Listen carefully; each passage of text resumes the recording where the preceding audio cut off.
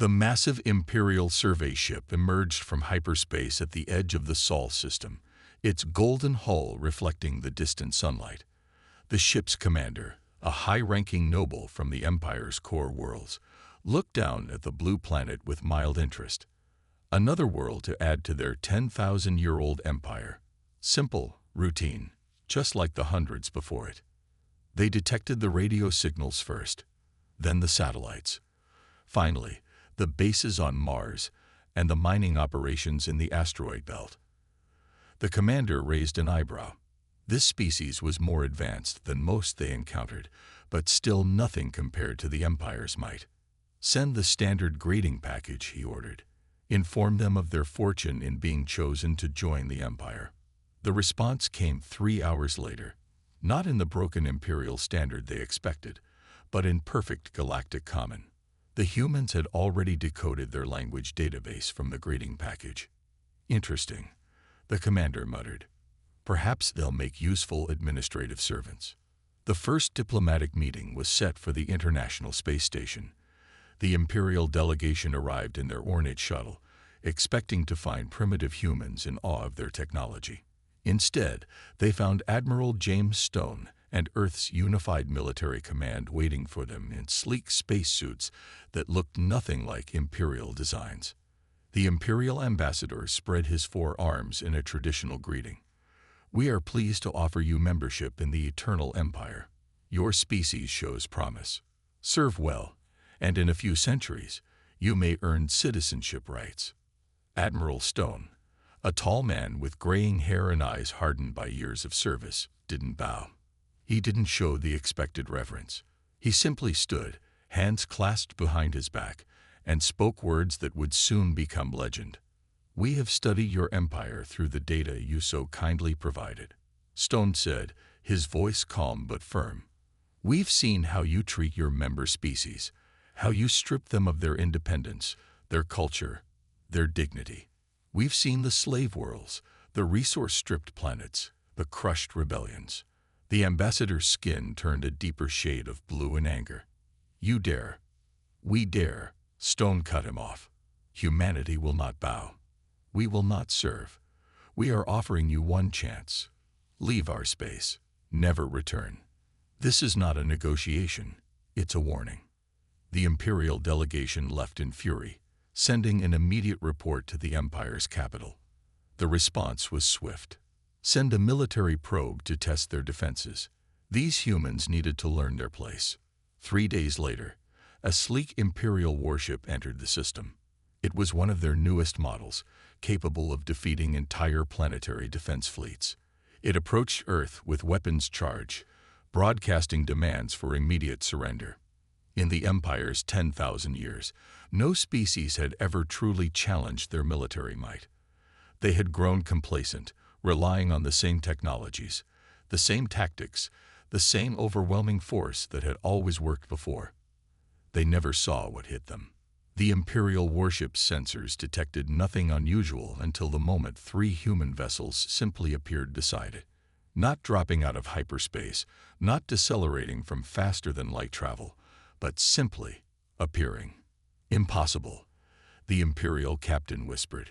The human ships were smaller, more angular, with none of the Empire's characteristic golden ornamentation. They moved in ways that defied Imperial understanding of physics. The warship's sensors couldn't get a proper lock. The battle lasted less than a minute. The Imperial ship fired its main weapons and watched in horror as their energy blasts passed harmlessly through the human vessels, as if they weren't even there. The return fire, when it came, ignored the warship's shields completely. No debris was ever found. The ship simply vanished, its fate a mystery that would haunt the Empire's military commanders for years to come. In his office on Earth, Admiral Stone watched the after-action report with grim satisfaction. He turned to his staff and spoke words that would echo across the galaxy. Send a message to all commands. Operation Daybreak is now in effect.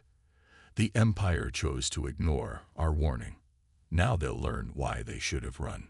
Across Earth and its colonies, humanity prepared for war. They knew the Empire would come back with everything they had. But humans had spent centuries preparing for this moment, developing technologies the Empire couldn't comprehend, strategies they couldn't counter. The Empire thought they were going to subjugate another primitive species. Instead, they had just started a war that would reshape the galaxy forever. The Imperial War Fleet dropped out of hyperspace in perfect formation, 500 ships strong, their golden hulls forming a wall of light at the edge of the Sol system. Fleet Master General, the highest military rank in the Empire, stood on his command bridge, looking at the distant blue dot that was Earth. "These humans think they can defy us," he sneered. 10,000 years of Imperial might will teach them their place. On Earth, Fleet Commander Marcus Reed watched the Imperial armadas approach on the massive screen of the Sol Defense Command. Unlike the ornate Imperial bridges, the human command center was practical and efficient. Officers worked quietly at their stations, years of training showing in their calm faces. "They brought exactly what we expected," Reed said, a slight smile on his weathered face. "Activate the Sol Defense Network. Let's show them why quantity isn't everything." Across the solar system, hidden platforms came to life. The Empire's sensors detected nothing, their technology blind to the quantum-shifted facilities humanity had spent decades building. The humans had known they weren't alone in the galaxy. They had prepared. The Imperial fleet moved forward in their standard attack pattern, the same formation that had conquered 1,000 worlds. Their first surprise came when they tried to jump closer to Earth. Nothing happened. Hyperspace engines are not responding. Reports flooded in from across the fleet. The humans had done something impossible. They had created localized areas where the Empire's faster-than-light technology simply didn't work. "Primitive tricks," the Fleet Master General growled. "Move forward at standard speed. Nothing can stand against 500 ships." Commander Reed watched the Imperial fleet's approach. "They're still not scanning the right frequencies." Launch operations scattered thunder. Across the asteroid belt, hidden shipyards activated. 100 human vessels shimmered into existence, their dark hulls nearly invisible against space.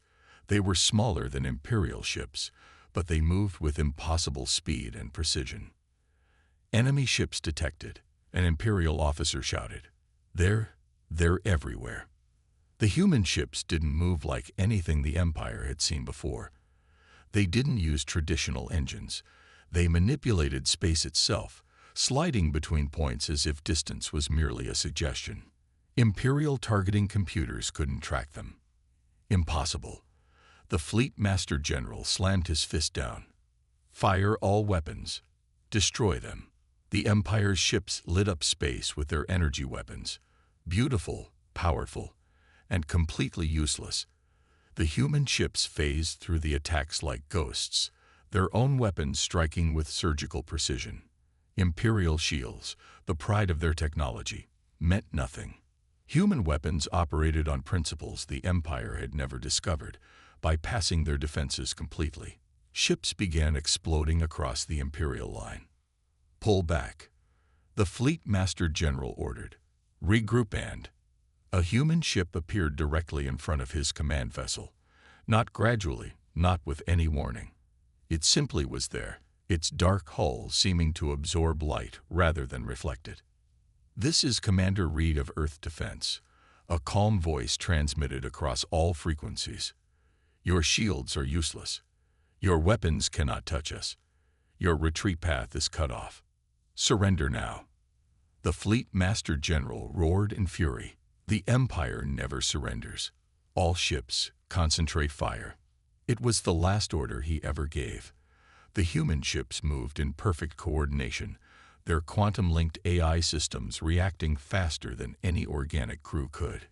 Imperial ships exploded by the dozens, then hundreds. In the Sol Defense Command, Reed watched the battle with grim satisfaction. "Send word to all commands. Phase 2 begins now." The Empire wanted a war. Let's take it to their doorstep. The battle ended in less than an hour.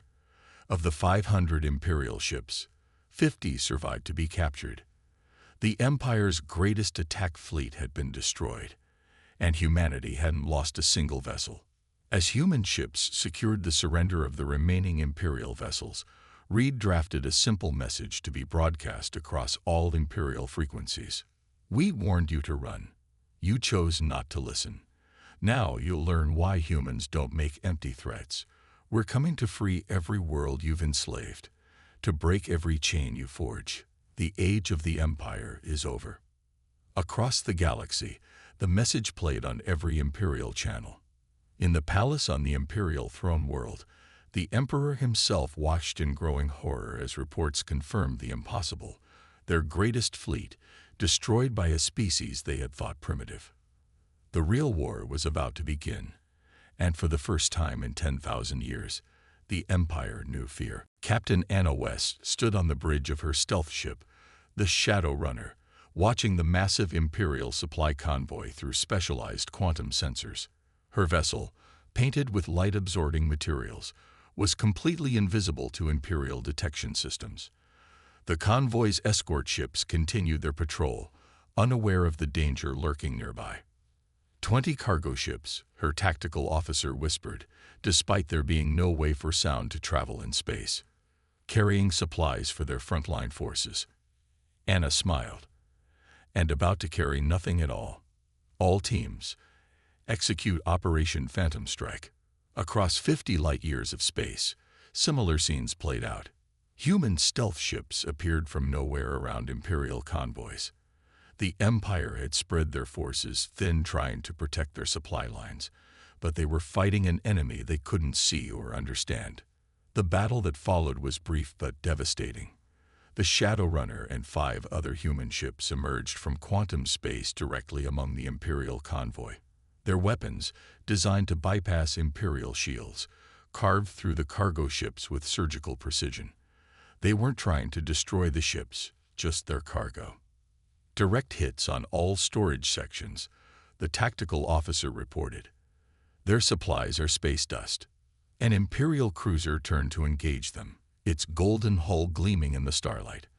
But the human ships had already vanished, sliding back into quantum space where the Empire couldn't follow.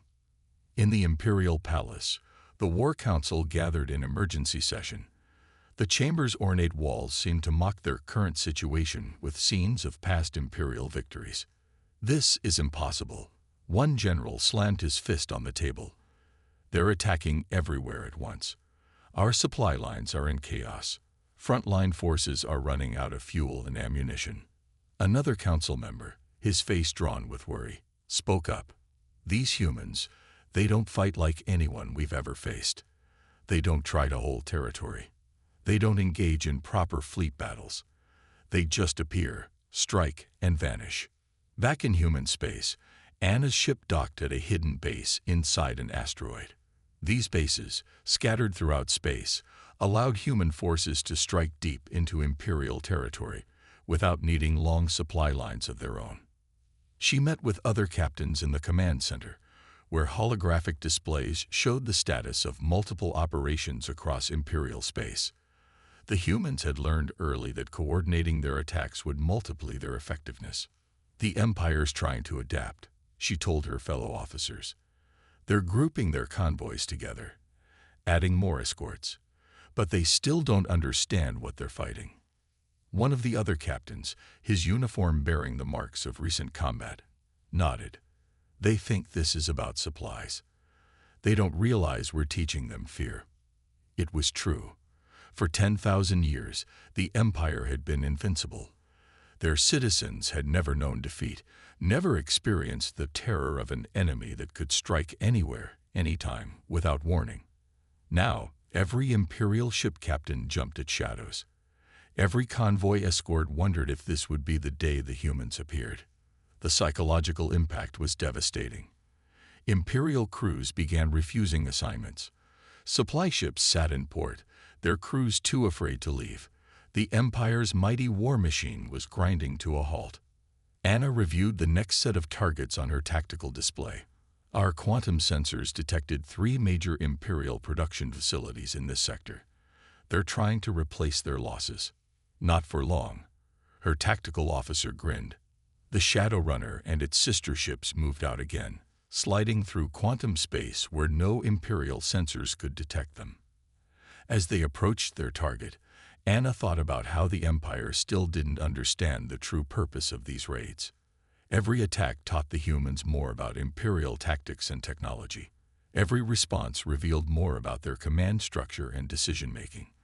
While the Empire saw only chaos, humanity was building a complete picture of their enemy's strengths and weaknesses. In her quarters later, Anna recorded in her log, "The Empire still thinks they're fighting a war for territory. They don't realize we're fighting a war of minds. Every raid, every successful strike, proves to their people that the Empire isn't invincible, and once enough of them believe that, their entire society will collapse under its own weight."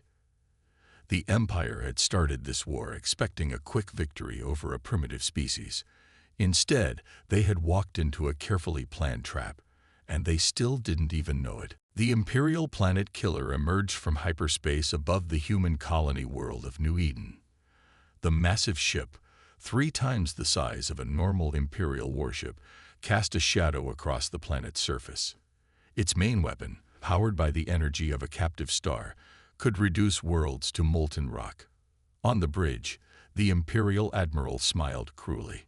"Let's show these humans what happens when they defy the Empire." Charged the main cannon. Light gathered at the front of the planet Killer, building to an intensity that rivaled a small sun.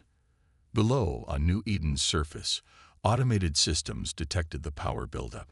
Deep underground, quantum computers made calculations and decisions in microseconds. The planet Killer fired. A beam of pure energy, hot enough to melt continents, struck New Eden. The Admiral watched in satisfaction as the beam pierced the atmosphere. His satisfaction turned to confusion as the beam passed through the planet's surface without effect. "What's happening?" he demanded. "Where's the destruction?"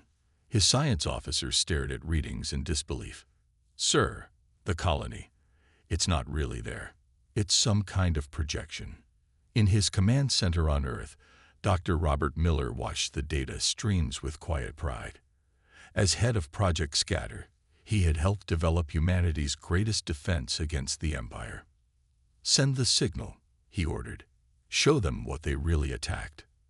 Across New Eden, thousands of holographic projectors deactivated. The seeming colony vanished, revealing empty plains and valleys. But more importantly, the quantum network hidden beneath the surface activated. In the Imperial Palace, chaos erupted as reports flooded in. Not just from New Eden, but from every human world the Empire had targeted. None of their strikes had hit anything real. "Impossible," the Emperor himself roared. "How can they hide entire colonies?" The answer came in the form of Dr. Miller's quantum communication network. Unlike the Empire's faster-than-light communications, which still took hours to cross the galaxy, human quantum comms were instant. Every human settlement, ship, and military installation was linked in real time. But the network did more than just communicate. It allowed entire colonies to shift partially out of normal space, becoming immune to conventional attacks. The Empire had wasted their ultimate weapon on a hologram. "Sir," an Imperial officer called out in panic, "we're detecting human ships everywhere." The planet Killer's sensors lit up as human vessels emerged from quantum space all around them. Leading them was the flagship Humanity's Dawn, commanded by Admiral Stone himself. "This is Admiral Stone." His transmission reached every Imperial ship simultaneously. "Your planet Killer is surrounded. Your superweapon is useless. Surrender now." The Imperial Admiral laughed madly. "You think we fear death? For the Empire." He ordered all weapons to fire. The battle that followed was short but intense. Human ships phased through Imperial fire, while their own weapons struck with deadly accuracy. The planet Killer, for all its power, couldn't hit targets that could shift between dimensions at will. In less than 10 minutes, the mightiest weapon in the Imperial arsenal was reduced to floating debris. Not a single human ship was lost. But the real victory wasn't military. As news spread across Imperial space, their citizens began to understand the truth. The Empire had failed to destroy even one human colony. Their greatest weapon had been defeated. Their invincible fleet was bleeding from 1,000 cuts. Dr. Miller stood in front of the quantum network's main display, watching data flow between human worlds. The Empire built their society on the belief that they were technologically superior, he told his staff. Now that belief is shattered. Reports came in from across Imperial space. Subjected species, inspired by humanity's success, began to rebel. The Empire's forces, already stretched thin trying to fight humans they couldn't find, now faced uprisings on 100 worlds. In the Imperial Palace, the Emperor received the reports with growing dread. His advisors spoke of falling production, deserting troops, and spreading panic. The Empire had ruled through fear and the belief in their invincibility. Both were now broken. "Send all forces," he ordered, his voice shaking. "Every ship, every soldier. Crush these humans before everything falls apart." But even as he gave the order, the Emperor knew. The Empire had already lost. They just didn't know it yet. Commander Lisa Black stood in a dimly lit room on the rebel world of Darkstar, surrounded by representatives from a dozen enslaved species. Once, this world had been an imperial mining colony. Now it was the heart of a growing rebellion. "Humanity stands with you," she addressed the gathering. "The Empire called us primitive. Now they run from our ships and hide from our weapons. Together, we can end their tyranny forever." A tall alien with silvery skin spoke up. "For generations, we accepted their rule.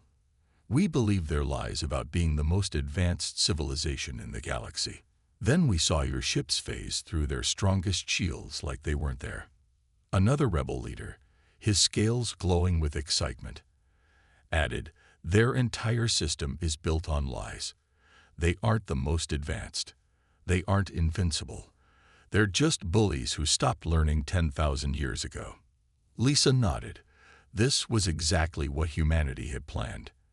Every battle with the Empire was broadcast across their own communication networks. Every defeat was witnessed by billions of their subjects. The myth of imperial invincibility was crumbling. On the Imperial capital world, the High Command watched in horror as reports of rebellion flooded in. Their rigid command structure, once a source of strength, now worked against them. Every order had to pass through proper channels, leading to fatal delays. "The mining worlds are in open revolt," one general reported. "Production is down 80%. Our ships are running out of fuel." Another added, "The agricultural systems have stopped sending food. There's rioting in the core worlds." The Emperor himself sat silently on his golden throne, watching his empire tear itself apart. The humans hadn't just brought superior technology to the war. They had brought something far more dangerous: ideas. Back on Darkstar, Commander Black unveiled humanity's next move. "We're providing each of your worlds with quantum communication nodes," she explained. "You'll be able to coordinate your forces instantly, just like we do. The Empire won't be able to isolate or surprise any of you." The rebel leaders stared in awe at the small devices that could revolutionize their resistance. But Lisa wasn't finished.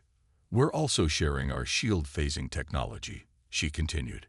"Your ships won't be as advanced as ours, but they'll be more than capable of defeating Imperial vessels. The Empire kept you dependent by hoarding technology. We believe in sharing knowledge." Across the galaxy, the effect was devastating. Imperial ships found themselves facing not just human vessels, but upgraded rebel ships that could bypass their shields. Their responses, slowed by bureaucracy and rigid protocols, came too late to matter. The Imperial military, once the most feared force in the galaxy, began to collapse. Whole fleets deserted, their crews refusing to fight for a dying empire. Officers who had once proudly worn Imperial gold now traded their uniforms for rebel colors. On 100 worlds, statues of the Emperor were torn down. The feared Imperial police found themselves overwhelmed by populations that no longer believed in their power. The Empire had ruled through fear and perceived superiority. Both were now gone. Lisa received reports of the chaos with grim satisfaction. Humanity had understood from the beginning that they weren't just fighting the Empire's military. They were fighting their entire system of control. The Empire spent 10,000 years convincing everyone they were gods. She told her staff, "We proved they were just ordinary bullies, and no one fears a bully once they see him bleed." In her private log that night, she recorded, "The Empire never understood what they started when they threatened Earth. They thought they were just adding another primitive species to their collection. Instead, they gave the galaxy exactly what it needed, proof that the Empire could be beaten. We didn't just bring better weapons to this war. We brought hope." The next day, 3 more Imperial sector fleets surrendered to the rebels. The Empire's own propaganda network, seized by revolutionaries, broadcast the ceremonies across the galaxy. The message was clear. The Empire was not just losing the war, it was losing its soul. In the Imperial Palace, the Emperor prepared for his final gambit. If he couldn't rule the galaxy, he would burn it all down trying. General Thomas Wright looked out from the bridge of the assault carrier, Earth's Vengeance, at the massive fleet gathered around him. 10,000 ships, human vessels alongside their rebel allies, prepared for Operation Thunderstrike, the final assault on the Imperial capital. "The Emperor has gathered everything he has left for this defense," Thomas told his commanders through the quantum network. 3,000 Imperial ships, their best planetary shields, and over 1 million troops. They think their capital is impregnable. On his tactical display, he watched as the fleet moved into attack formation. Human ships took the lead, their dark hulls absorbing light. Behind them, rebel vessels equipped with simplified versions of Earth's phase technology formed the second wave. "All ships, begin Operation Thunderstrike," Thomas ordered. The Imperial capital's defensive grid lit up as the human fleet appeared. But instead of attacking the orbital defenses, the human ships did something unexpected. They fired specialized quantum disruptors directly at the planet's surface. In the Imperial Palace, alarms screamed as their defensive screens flickered. The Empire had built their shields based on their understanding of physics. But human weapons didn't care about Imperial physics. "Impossible," the defense minister shouted. "They're attacking through our shields." The Emperor, his golden robes now wrinkled from sleepless nights, watched in horror as human dropships phased directly through his impenetrable defenses.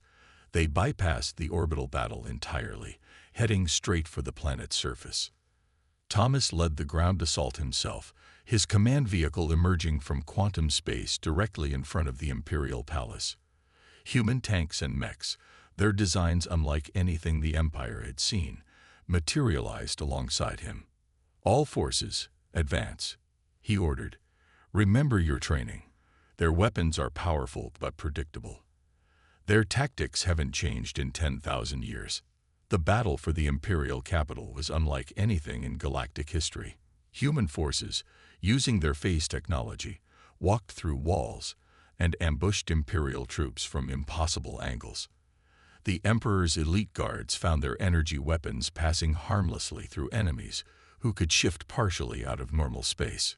In orbit, the space battle was equally one-sided. Imperial ships, their formations perfect and traditional, fired endless barrages at enemies they couldn't hit. Human vessels slid between dimensions, their advanced AI systems coordinating attacks with impossible precision. "Sir," an Imperial admiral reported to the Emperor, "we've lost contact with the outer defenses. The humans are everywhere at once. We can't stop them." The Emperor stood from his throne, his face twisted with rage. "Launch the doomsday weapons. If we can't have the galaxy, no one will." But even this final act of desperation failed. Human quantum sensors had already located and neutralized the Empire's hidden superweapons. They had learned from the planet killer incident. The Empire would never again threaten to destroy worlds. Thomas's forces reached the palace gates. Imperial guards, their golden armor useless against human weapons, fell back in disorder. The perfect discipline that had made the Empire strong now made them predictable. "Your Majesty," the defense minister pleaded, "we must evacuate."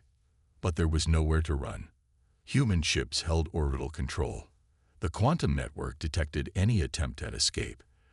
The Empire had finally found itself trapped by an enemy it couldn't outfight or outthink. In the palace's grand throne room, Thomas faced the Emperor himself. The once mighty ruler now looked small and afraid. "Surrender," Thomas ordered simply. "End this now." The Emperor looked around his empty throne room, his guards dead or fled. Through the windows, he could see human ships hovering in the sky, their dark hulls a stark contrast to the city's golden towers. "How?" he whispered. "How did primitives defeat us?" Thomas's answer was cold. "Because you thought being old meant being wise. You stopped learning, stopped adapting, convinced yourself you were perfect. That's why you couldn't imagine someone might have found better ways to do everything." The Emperor slumped in his throne. 10,000 years of history ended by a species he had dismissed as primitive. As he surrendered, news of the capital's fall spread across the galaxy at quantum speed. The Empire had finally fallen. But the real work of rebuilding the galaxy was just beginning. 1 year after the fall of the imperial capital, Admiral James Stone stood before the first meeting of the Galactic Council. The Grand Chamber, once the Emperor's throne room, had been transformed. Instead of golden decorations showing imperial might, the walls now displayed artworks from 100 different species. "We did not fight this war to become the new empire," Stone addressed the assembled representatives. "Humanity remembers its own history. We know that power corrupts, and absolute power corrupts absolutely." The chamber was filled with delegates from every corner of the former empire. Former slave species sat alongside their once masters, all equal now. Even some imperial nobles had taken seats, those who had chosen to embrace change rather than cling to the past. Dr. Robert Miller, architect of the quantum network that had helped win the war, presented the next phase of humanity's plan. The network now connects every world in former imperial space. Knowledge flows freely. No species can hoard technology or keep others in artificial darkness. The changes across the galaxy were dramatic. Former imperial worlds, used to following orders from above, learned to govern themselves. Humanity shared not just technology, but their experience with democracy, local governance, and individual rights. There were those who wanted to destroy everything imperial. Stone continued, to tear down every golden tower, erase every trace of the empire's existence. But that would make us no better than them. Instead, we choose to remember, to learn, to grow. The former imperial palace had become a museum and learning center. Visitors could see both the empire's achievements and its crimes, ensuring future generations would understand both the dangers of absolute power and the importance of continuous growth. On 100 worlds, former imperial shipyards now produced vessels with phase drive technology. But unlike the empire, humanity ensured no single species controlled these advances. The quantum network itself prevented any one group from dominating others. Our greatest victory wasn't military. Lisa Black, now a senior council member, told a group of young aliens touring Earth. It was proving that cooperation beats domination, that sharing knowledge makes everyone stronger. The former emperor, now living under house arrest in a comfortable but closely monitored facility, received regular updates about the galaxy's transformation. His once mighty empire had become a loose confederation of independent worlds, united by trade, technology, and mutual respect rather than force. "I still don't understand," he told his human guards one day. "You could have become the new empire. You had the power. Why choose this messier path?" Thomas Wright, visiting the facility, answered him, "Because real strength isn't about controlling others. It's about helping them grow strong themselves." The human approach spread across the galaxy. Worlds that had been resource extraction centers developed their own industries. Former agricultural planets built universities. Species that had been deliberately kept primitive now reached for the stars themselves. But humanity didn't forget the lessons of history. The quantum network maintained constant vigilance. A new fleet, crewed by members of all species, stood ready to defend against any new threat to galactic peace. In the Academy of Galactic History on Earth, Admiral Stone's original warning to the Empire became required reading. We warned them to run. Students from 1,000 worlds study how pride and stagnation had brought down a 10,000-year empire. The Empire's greatest mistake, Stone told the Council as he prepared to retire, wasn't in fighting us. It was in stopping their own advancement. They thought they had reached perfection, so they stopped growing. That's a mistake we must never repeat. As his final act before retirement, Stone established the Galactic Science Foundation, dedicated to pushing the boundaries of knowledge. Its motto, written in every known language, simply read, "Never stop learning." The galaxy entered a new golden age, not of conquest and domination, but of discovery and cooperation. And if anyone ever again threatened the peace with dreams of empire, they would face not just humanity, but a united galaxy that had learned humanity's most important lesson. True strength lies not in forcing others to submit, but in helping them rise.